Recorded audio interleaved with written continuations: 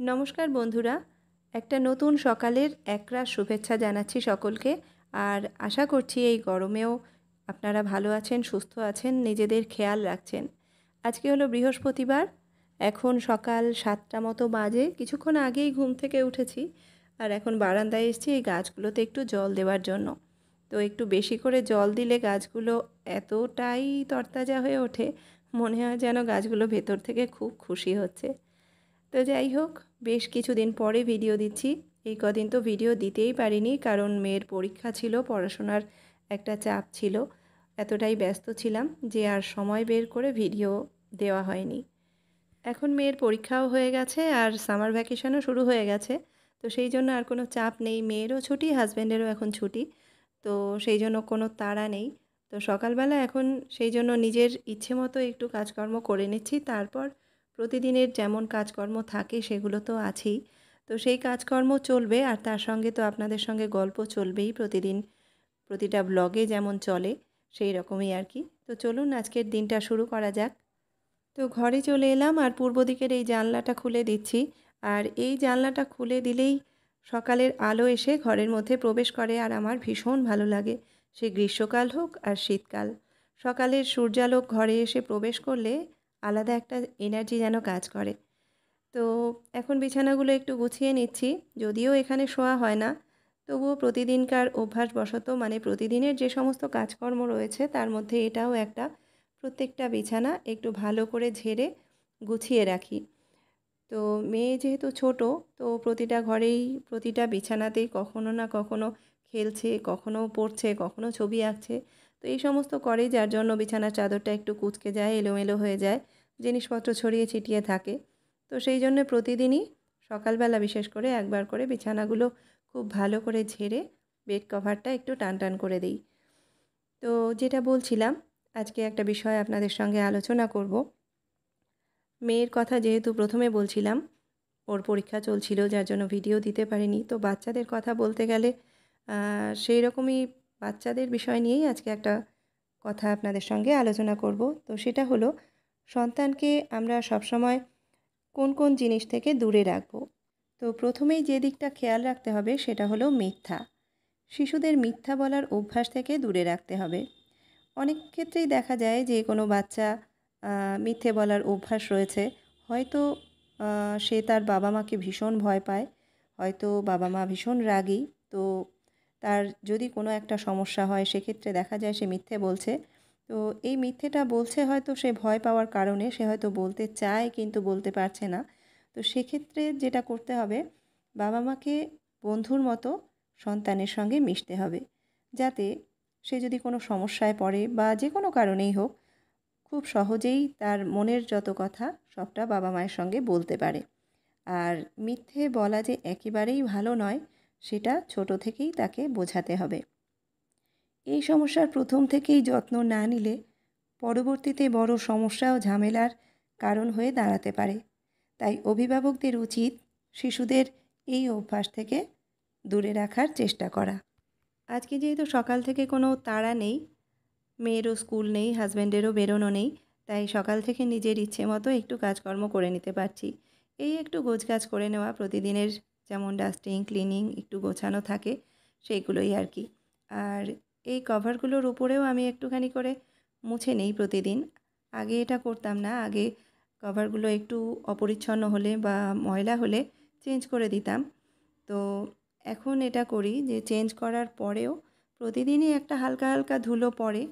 তো সেই জন্য আমি একটু হালকা করে মুছে নেই। আর এই যে উপরের ছোট্ট আয়নাটাও একটু মুছে নিলাম।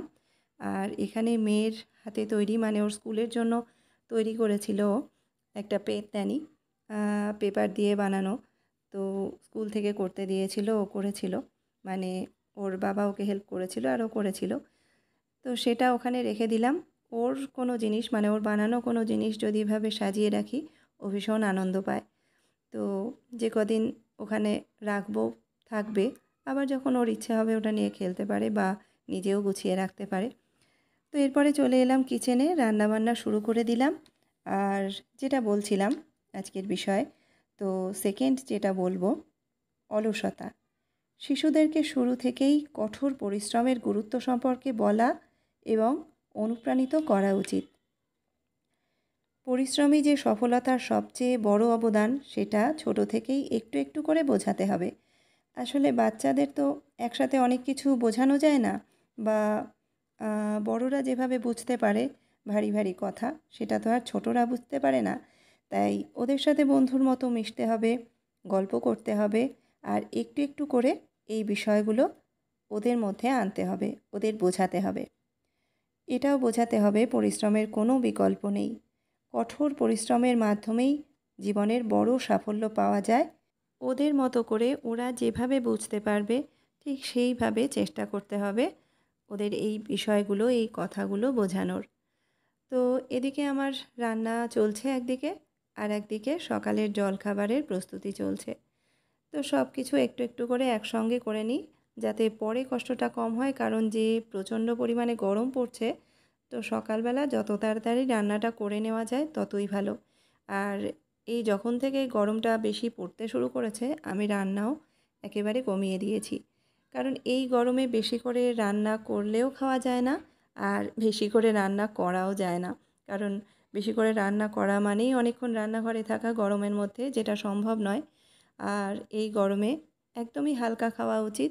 যতটা সম্ভব হালকা রান্না করা যায় ততটাই করছি এখন থেকে। তো প্রথমেই ঢ্যাঁড়স আলুর একটা তরকারি করে নিলাম। আর গরমকালে কী বা সবজি পাওয়া যায়, কয়েকটা হাতে গোনা সবজি, শীতকালের মতো কোনো ভ্যারাইটি থাকে না। তো সেই জন্য গরমের প্রথম দিকেই ঢ্যাঁড়সটা, মানে ভেন্ডি আমরা যেটাকে বলি, তো সেটা একটু কচি থাকে, খেতে ভালো লাগে। তো এটা হয়ে গেছে, আর আজকে রান্না করব ডিমের ঝোল, ব্যাস এটাই রান্না। আর শেষ পাতে একটু দই থাকবে, তাহলেই হয়ে যাবে। আর ডিমের ঝোল রান্না করব, ডিমের অমলেট করে। আর এটা আমরা প্রত্যেকেই খুব ভালো খাই। আর ডিম সিদ্ধ করে যে ডিমের ঝোল হয়, সেটাও আমরা ভালোই খাই, কিন্তু তার থেকে বেশি এরকম করলে ভালো লাগে। তো পেঁয়াজ, আদা, টমেটো একটু অল্প করেই দিয়ে দিয়েছি, অল্প মশলাই দেব। দিয়ে একটুখানি পাতলা ঝোলই কিন্তু আজকে রান্না করব। খুব একটা ঘন কিন্তু হবে না, যদিও আমরা 12 মাসই একটু হালকাই রান্না খাই। আর গরম যেহেতু পড়েছে সেই জন্য আরও। তো যাই হোক, রান্নাটা তাড়াতাড়ি শেষ করে নিতে পারলে বাঁচি। আর এই যে একদিকে ডিমের ঝোলটা বসিয়ে দিয়েছি, আর একদিকে ডিমের অমলেটটা করে নিচ্ছি। তো দুদিকে এইভাবে একসাথে করে নিতে পারলে রান্নাটা তাড়াতাড়ি হয়ে যাবে। অনেকেই মনে করতে পারেন এত গরমে কেন ডিমের ঝোল করছি। আসলে ফ্রিজে যা মাছ ছিল গতকালকেই, সেগুলো শেষ হয়ে গেছে। আর আজকে আমি হাজব্যান্ডকে বারণ করেছি মাছ আনতে, কারণ আজকে যেহেতু বৃহস্পতিবার, তো একটু তাড়াতাড়ি পুজো করতে গেলে আমার সুবিধা হয়, যেহেতু বৃহস্পতিবারে পুজো করতে একটু সময় লাগে। তো যেহেতু বেশ কয়েকদিনের মাছ এনে রাখা হয়, তো অতগুলো মাছ আনলে সেগুলো ধুয়ে ফ্রিজে রাখা, রান্না করা, এই সমস্ত করতে অনেকটা সময় লেগে যাবে। এই জন্যে আজকে আর মাছ আনতে দিলাম না, আজকের দিনটা ডিমের ঝোল দিয়েই চালিয়ে দিলাম। আর এদিকে তুতুনের সকাল সকাল স্নান হয়ে গেছে, সকালের খাওয়াও হয়ে গেছে। গরমের ছুটি যখন থেকে শুরু হয়েছে, চেষ্টা করছি ওকে একটু সকাল সকাল স্নানটা করিয়ে দেওয়ার। এখন সকাল 10:30 মতো বাজে। হাজবেন্ডকে সকালে জলখাবার দিয়ে দিলাম, আর আমিও এখন নিয়ে নিলাম। তো যে বিষয়ে কথা বলছিলাম, তার 3 নম্বর পয়েন্ট বলবো, বিশৃঙ্খলতা। জীবনের একটি গুরুত্বপূর্ণ অধ্যায় হলো শৃঙ্খলা। শৃঙ্খলার চেতনা জাগ্রত করলেই সবচেয়ে বড় লক্ষ্য অর্জন করা যায়। তো ছোট থেকেই এই শৃঙ্খলার বোধ বাচ্চাদের মধ্যে জাগ্রত করা উচিত। আমাদের অভিভাবকদের উচিত শিশুদের শৃঙ্খলার গুরুত্ব জানানো এবং তা গ্রহণে উদ্বুদ্ধ করা। আর এই যে শৃঙ্খলা, নিয়মানুবর্তিতা, এগুলো কিন্তু ছোট থেকেই করতে হবে। ছোট থেকে যদি একবার তাদের এইগুলো শেখানো যায়, পরবর্তী ক্ষেত্রে বড় হলে তাদের কিন্তু আর সমস্যা থাকে না। আর যদি ছোটোবেলা থেকে এই জিনিসগুলো তাদের বোঝানো না যায়, শেখানো না যায়, পরবর্তীকালে কিন্তু অনেক সমস্যায় পড়তে হয়। তখন তাদের এই শৃঙ্খলাবোধ, নিয়মানুবর্তিতা, এগুলো তাদের মধ্যে আর আসে না। তারা সেগুলো বুঝতে চায় না। বেশিরভাগ ক্ষেত্রেই এরকম দেখা যায়। সেই জন্য উচিত ছোট থেকে শৃঙ্খলার গুরুত্ব, শৃঙ্খলা কী, কীভাবে জীবন পথে চলতে হয়, জীবন পথে চলতে গেলে নিয়মানুবর্তিতার কতখানি গুরুত্ব, সেগুলো একটু একটু করে বাচ্চাদের মধ্যে বোঝানো উচিত। এই অভ্যেসগুলো যদি, বা এই বিষয়গুলি যদি বাচ্চাদের মধ্যে ছোট থেকে তৈরি হয়, তাহলে কিন্তু তাদের জীবনে চলার পথে পরবর্তী ক্ষেত্রে আর কোনো সমস্যা আসে না। এদিকে আমার সমস্ত কাজকর্ম হয়ে গেছে। রান্নার পরে কিচেনটা ক্লিন করে একেবারে স্নান করে নিলাম। এখন সকাল 11:30 বাজে। তো যেরকম চাই বৃহস্পতিবার দিনটা যাতে একটু তাড়াতাড়ি কাজকর্ম হয়ে যায় আর তাড়াতাড়ি পুজোয় বসতে পারি, তো সেরকমই হয়েছে। আর এখন আমার যে কাজ করে, মানে আমার বাড়িতে যে মেয়েটি কাজ করে, আগে যে করতো সে এখন আর করছে না, কারণ তার সামনেই বিয়ে ঠিক হয়েছে। তো এখন নতুন একজন এসেছে। ও সকাল 7টার সময় কাজে চলে আসে, যার জন্য আমার আর ওর জন্য অপেক্ষা করে থাকতে হয় না। আগে যে মেয়েটি কাজ করতো ও তো সকাল 10:30টায় আসতো, কোনো সময় 11টা 11:30 বেজে যেত, যার জন্য আমার একটু অসুবিধাই হতো। তো এই মেয়েটি এখন সকাল 7টায় আসে, যার জন্য ঘর বাড়ি সমস্ত কিছু মোছা হয়ে যায়। তো যার জন্য আমার আর তাড়াতাড়ি পুজোটা করতেও অসুবিধা হয় না। তো আজকে বৃহস্পতিবার, লক্ষ্মীর ঘট পেতে নেব আর তারপরে একটু শান্তিমতো পুজোটা দেব। তুতুনকে একটু পড়তে বসিয়ে এসেছি। ছুটির সময় তুতুন যেহেতু ঘুম থেকে সকালে একটু দেরি করে ওঠে, সেই জন্য ওর পড়াটা ওই সময় ঠিকঠাক হয় না। তো আমিও জোর করি না, কারণ জোর করে যদি কিছু করাই সেটার কাজের থেকে অকাজ বেশি হবে। কারণ ওই সময়টাতে ওকে জোর করে পড়ালে ওর মনোযোগটা থাকবে না। তো ও ছোট থেকেই যখন বাড়িতে থাকে, স্নানের পরে আমি দেখেছি লক্ষ্য করে, ও যেটুকু পড়ে সেটুকু মন দিয়েই পড়ে। কিন্তু সকালবেলা পড়তে বসে না বা পড়তে পারে না বলে পড়াটা তো আর মিস করা যায় না। সেই জন্য এই অভ্যাসটা ওকে করিয়েছি যে সকালবেলার পড়াটা যেহেতু মিস হচ্ছে, এই পড়াটা তুমি অন্য কোনো সময় করে নেবে। তো দুপুরবেলাটা স্নানের পরে ওর জন্য একদম পারফেক্ট টাইম, যেটা ও মনোযোগটা দিতে পারে।